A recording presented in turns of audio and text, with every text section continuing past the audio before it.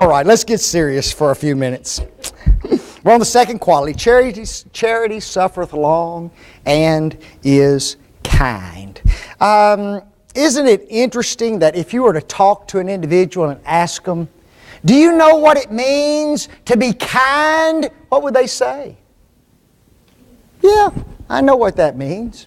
And isn't it interesting that if you talk to anybody, they would say yes to this question? Do you want others to treat you kindly? Everybody would say yes, wouldn't they?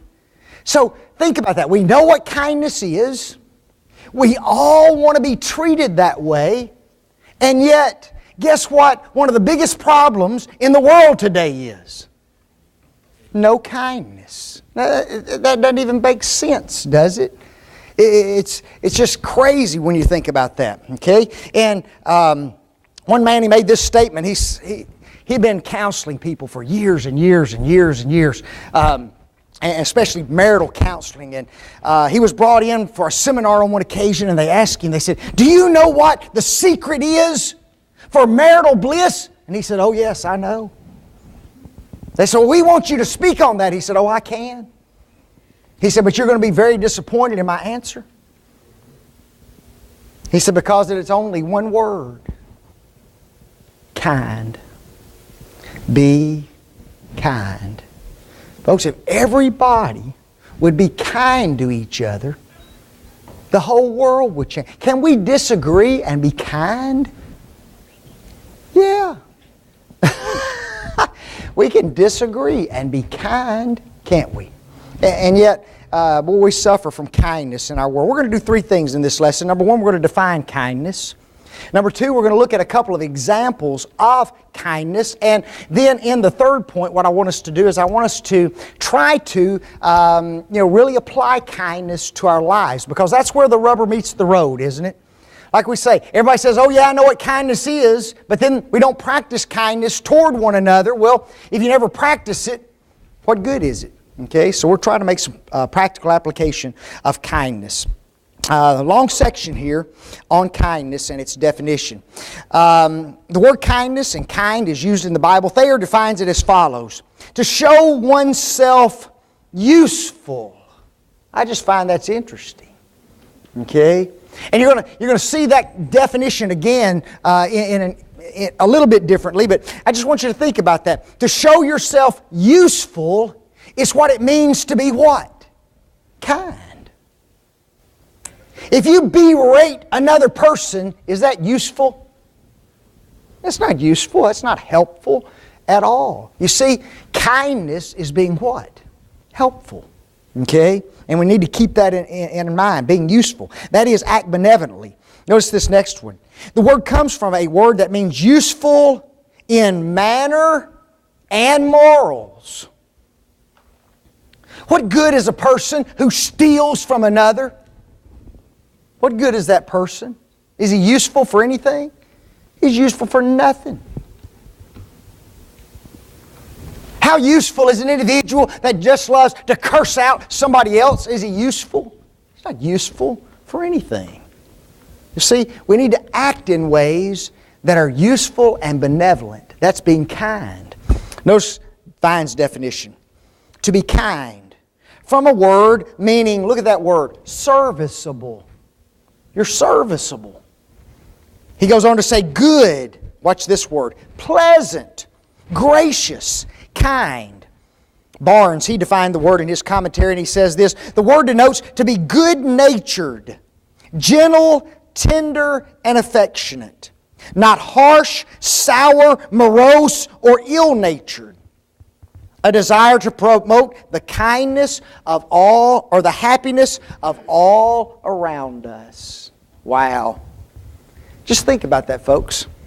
We get up this morning, and wherever we go, our main goal is this: I'm going to make whoever I'm around happy. Wouldn't that be something? Whoever I'm around, whoever I come in contact with, I'm going to make them happy. Guess what that is? That's just kindness. Okay? You just walk right past a person. Don't say a word to them. We got a bunch of folks, if it rained and they didn't have an umbrella, they'd drown because their nose are stuck up in the air. Okay? What good is that? You know, you don't make anybody happy being that way. Okay? Make somebody happy. Stop, look them in the eye, say what? Hello, how are you this morning? Good to see you. You know, they're a what? They're a human being, folks. You know, our world today has just gotten so encapsulated in itself, aren't they? You know, we put on earplugs, we look down, and we just walk. Right? And people have fallen in, fountains and all kinds of stuff, because we no longer interact with one another. When I get up this morning, my desire ought to be, hey, anybody I contact, I just want to make them what? Happy to the best of my ability. Okay? Be serviceable, useful. Notice what Parrott says in his book on 1 Corinthians 13. Kindness is love's readiness to enhance the life of another. Oh, boy. See, that just gives me chills. I don't know about you. That kind of stuff gives me chills, those kind of statements. Enhance the life. Don't just make them happy. Make their life what? Even better, if you can. That's what kindness is all about. Now, I looked up the translations of this word in various translations. The King James says charity is kind. Most of the translations that are out today have love is kind. I made mention of the Message. It's a one-man translation. And he makes this statement: love cares more for other than for self. Boy, that's agape love, is it not? Wrapped up in the word kindness. Phillips makes this statement: it looks for a way to be constructive. Remember those words? Useful, serviceable. What can I do for you? That's kindness. Okay? It's not, what can somebody do for me? What can I do for you? That's kindness. Now remember, we said that in every one of these qualities, we can always look to God, can't we? Because the Bible says what? God is love. That's His very nature.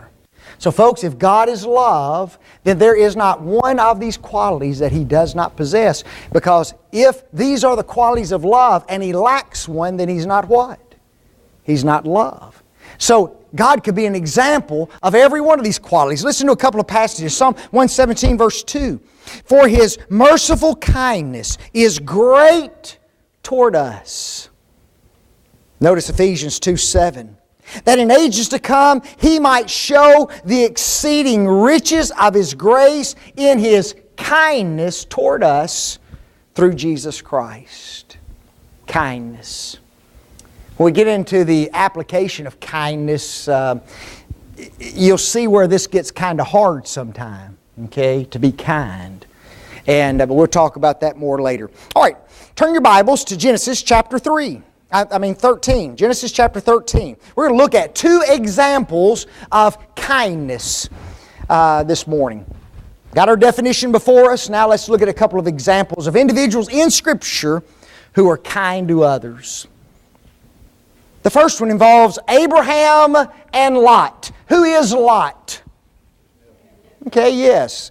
He is Abraham's nephew by a brother that passed away. And when Abraham left Ur of Chaldees, he took Lot with him, and Lot even enters into the land of Canaan with him.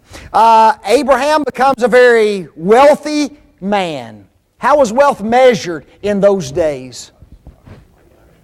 Okay, yeah, especially you had several different ways: gold, silver, livestock, okay, possessions. And Lot, he grows up, and guess what?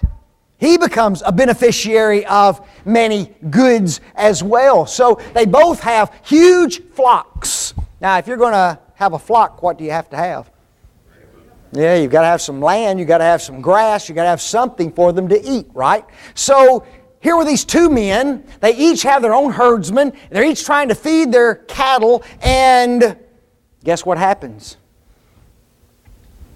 Conflict arises. Okay? You need to get off my land. I was here first. I was feeding my cows here. All of a sudden, there's a strife that breaks out between the herdmen of Lot and the herdmen of Abraham. And so Abraham immediately intervenes. And Abraham goes out there and he looks at Lot and he says, Lot, I'm the oldest one here. I'm your uncle. You go over there where the cheap grass is. Is that what he did? No. Let's read the account. And Abraham said unto Lot, this is verse 8, let there be no strife, I pray thee, between me and thee, and between my herdmen and thy herdmen, for we be brethren. Wow. And these, so folks need to remember those words right there. We be brethren. We need to remember that sometime, you know what? We be brethren. Is not the whole land before thee? Separate thyself, I pray thee, from me. If thou wilt take the left hand, I will go to the right. If thou depart to the right, I will go to the left. Kindness. Why do we classify this as a kind act? Okay, it's selfless. From what standpoint? You're the first one to give way to giving up. Okay, he gives Lot first choice, didn't he? You know, you got 2 pieces of pie sitting on the counter there. One's about 1/4 of the pie and the other one's about 1/16. You got 2 folks who want it. You one of them. What do you say? What kind of pie is it? It's the kind of pie that you love. Okay? That's what kind it is. It's called Brett's favorite. Okay? And Vic's standing up there and he likes Brett's favorite too. So Brett's going to be kind. He gives me the 1/16 of a piece. Okay? He's such a sweetheart. No, see, there's 2 ways that he's kind, isn't it? Number 1, he's the elder and he gives the younger first choice. Could he, as the elder, have demanded his right as the elder? Yeah. Okay. That used to happen in the old days, and old folks can tell you that. My mother, when she'd fix chicken for us, fried chicken for us, and we always got the breast, the thigh, the leg, and you want to know what my mama liked? The back, the wing, the gizzard. And I thought, man, that's nasty, Mom. She said, you just go take that good stuff. Oh, man, we just love that. And she'd eat all that little junk. And I said, how in the world did you ever get to eating that? She said, when I grew up, guess what? Kids didn't eat first. Kids set themselves over in a corner, and the adults got their food first. Then kids got the pickings. And guess what was left? You see, the elderly had their rights. And guess what they got? They got the breast and the legs and the thighs. And the kids came along and got what? The backbone, the wing, the gizzards. You know? So Abraham could have said, look, I'm the oldest. I'm the leader. I'm the patriarch of the family. And I'm going to choose my land first. Nope, didn't do that.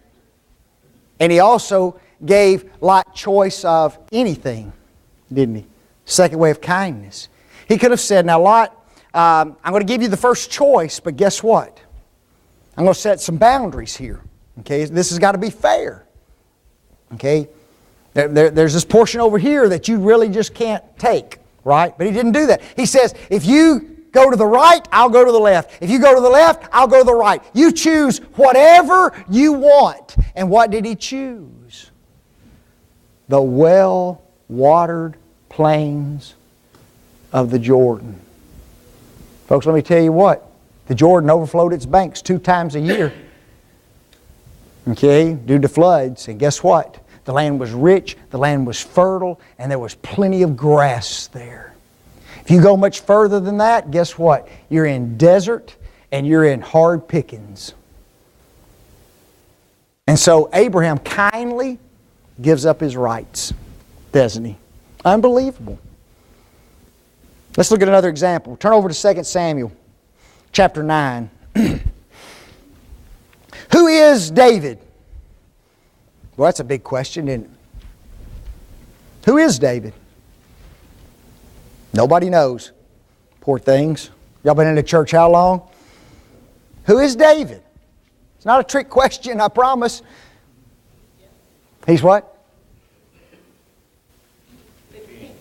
Okay, yes. He was ultimately the kingly example of Israel, folks. Okay? If you're going to have a king that you look to and pattern your life after, guess who you pattern yourself after as a king? David. Okay? A man after God's own heart. Okay? So David is now sitting upon the throne of Israel. Who is Saul? He was the previous king, wasn't he? And he just loved David. Oh, he didn't. Saul didn't love David? Really? Wow. Yeah, he despised him, didn't he? Threw a spear at him twice, tried to pin him to the wall, chased him through the wilderness for several years of his life trying to kill him. He didn't have any compassion for David, no love at all. But Saul's dead, right? Who's Jonathan? Okay? Oh, there you go. We got Saul's son and David's friend. Okay? But now David is sitting upon the throne. Where are Saul and Jonathan? They're dead. They're gone. Okay? And so now David is sitting upon his throne and he asked a question. And the question was this: is there any of Saul's lineage who are still alive? Uh-oh.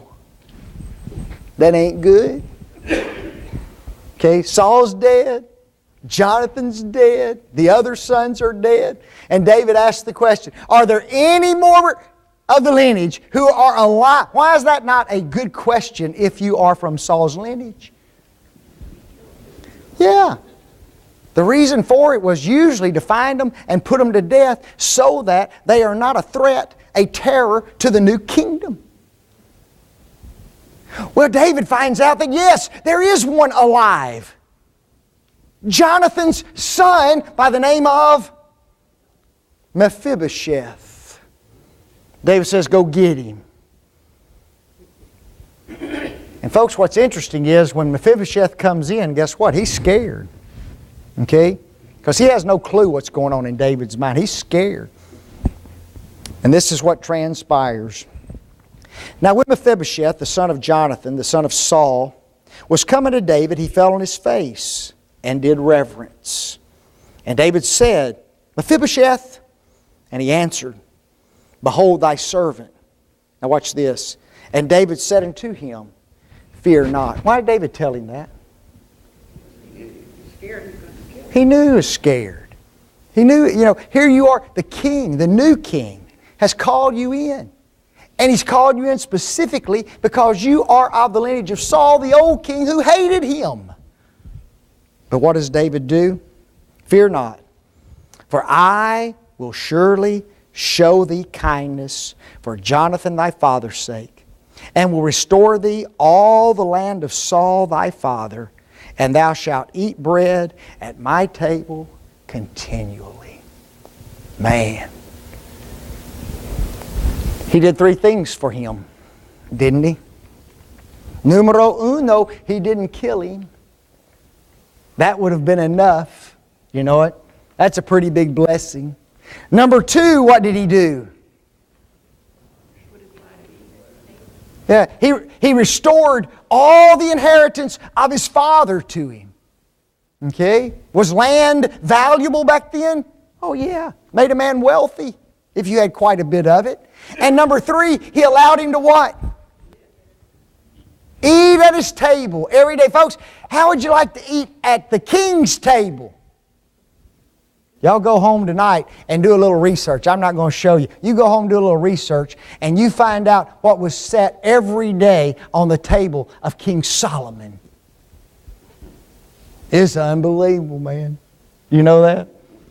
You couldn't get full. It was your fault. You know, it was better than a buffet. I guarantee you. It was unbelievable. And so now, what's another problem that Mephibosheth has? Anybody know? Yeah, he's crippled.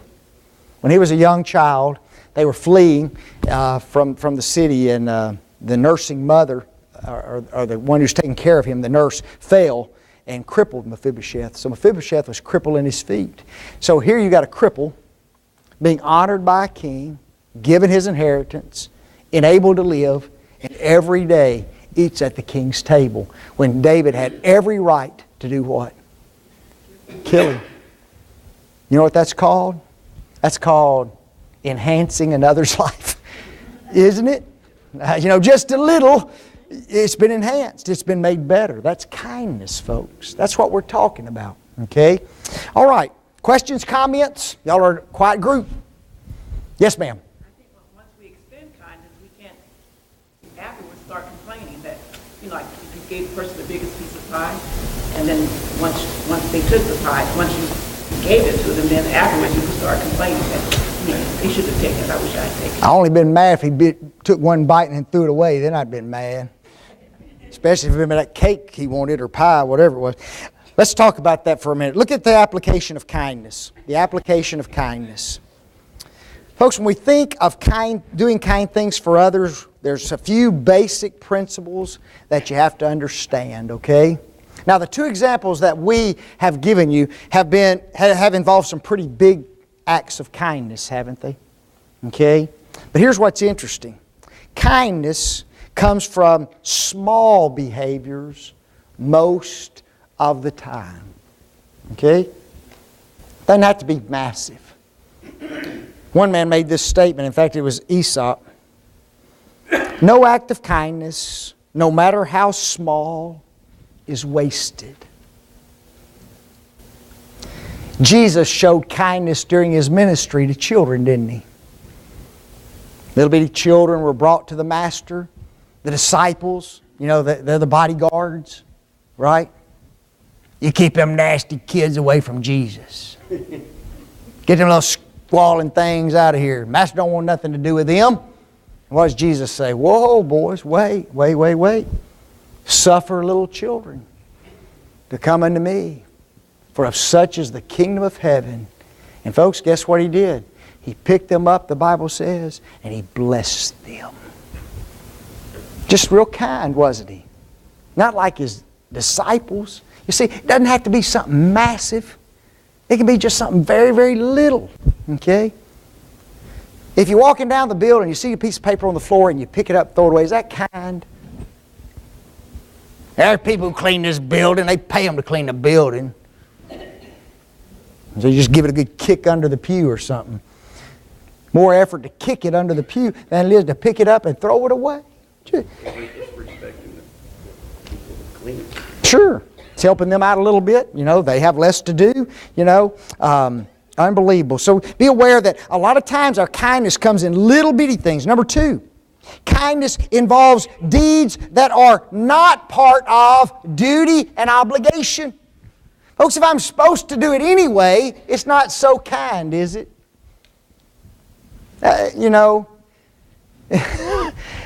Unbelievable, But if I don't have to do it, and it's not part of my obligation, not part of my responsibility, and I do it, guess what? That's kind. You know what? Because see, if it's part of my obligation, then I'm just what? Supposed to do it. Notice point number 3. Kindness fulfills the needs of another person. Okay? So, if I want to be kind, what do I need to be watchful for?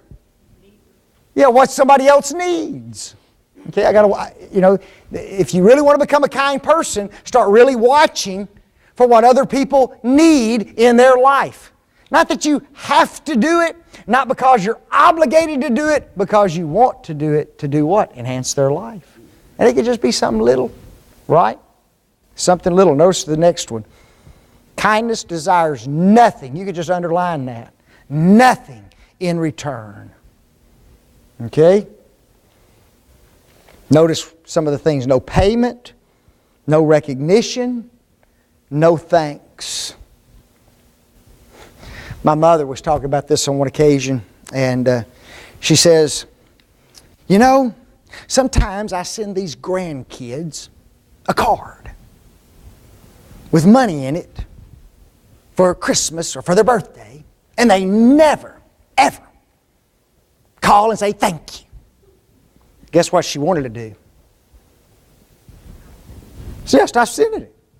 Crazy thing. You're not going to be thankful. Just go stop sending it.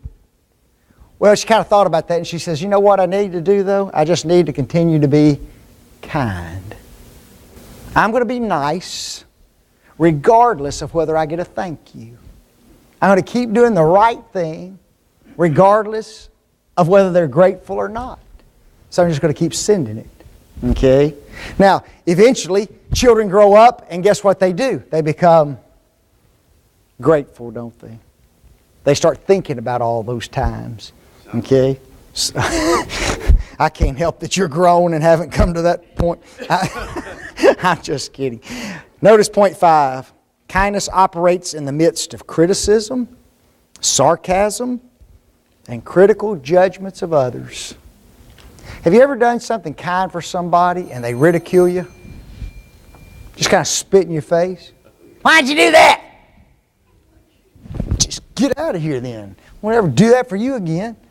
You know, that's what you want to do, don't you? But guess what? Next time rolls around, guess what I'll do? I'll do it again for you. Okay? It's just being what? Kind. Okay?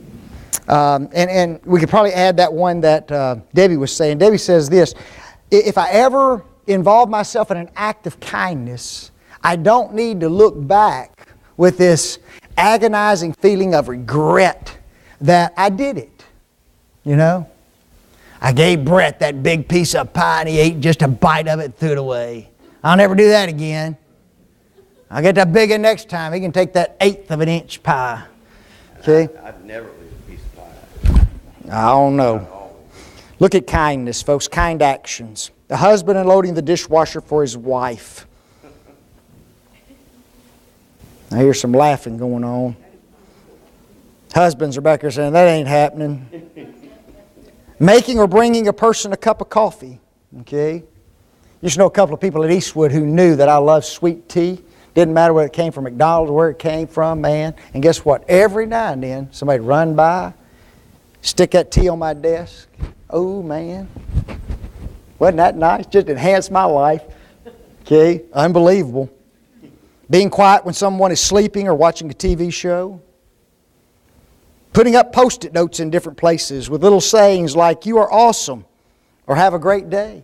There is a website called kindness365.org, and they have what is known as a 365-day challenge. And once a week, they'll send you a little video of 2 minutes talking about nice things you can do for others, and this is the first challenge.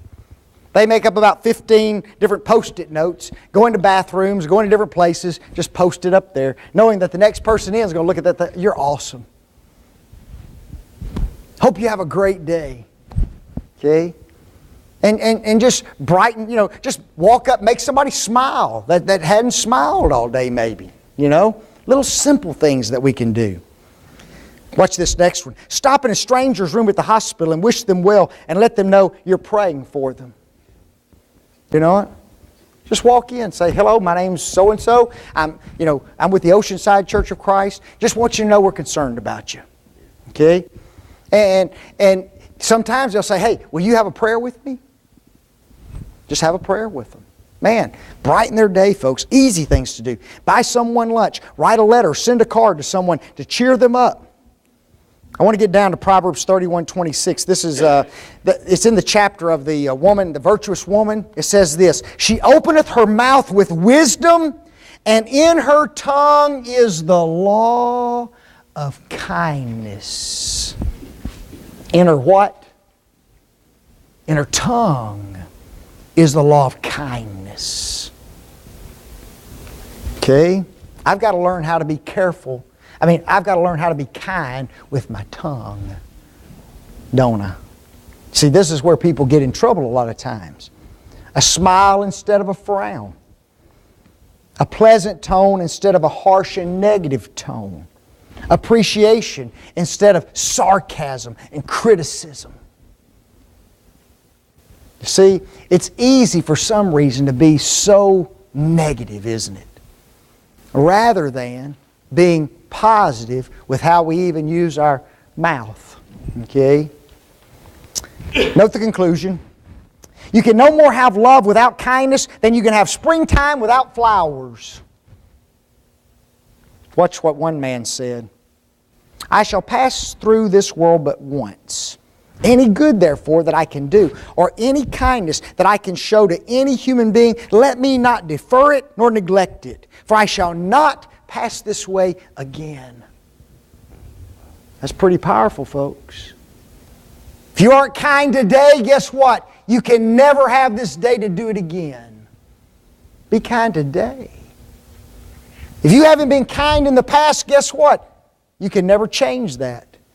You can never make those days kind again. But guess what? I can today start being kind. I thought if we had enough time, we could discuss some of the kindest things that people ever did for us. That'd be interesting, wouldn't it? Okay? Most of you know about the first example that I have there. I've got a neighbor that lives across the street. His name's Larry Haynes. I bought a bike, one of those beach cruisers on one occasion. Bought it on a Saturday night, rode it Saturday night. Didn't ride it Sunday. Went home after being in the office for a few hours and went home, washed my car, left my garage door open, went in and got some tea. When I came out, somebody stole my bike. Gone. $200. Gone. 2 days.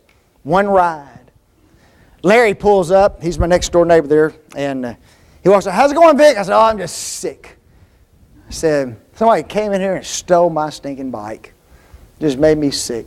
And he just shook his head. He couldn't believe it. He walks over to his house. I keep washing the car. About 10 minutes later, he comes out. He comes over and hands me a check for $200. He said, go buy you a bike.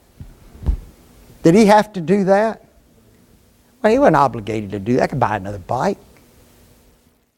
See, that's kind, folks. Probably one of the biggest kindnesses I've ever, just when it just stands out, Yes, ma'am.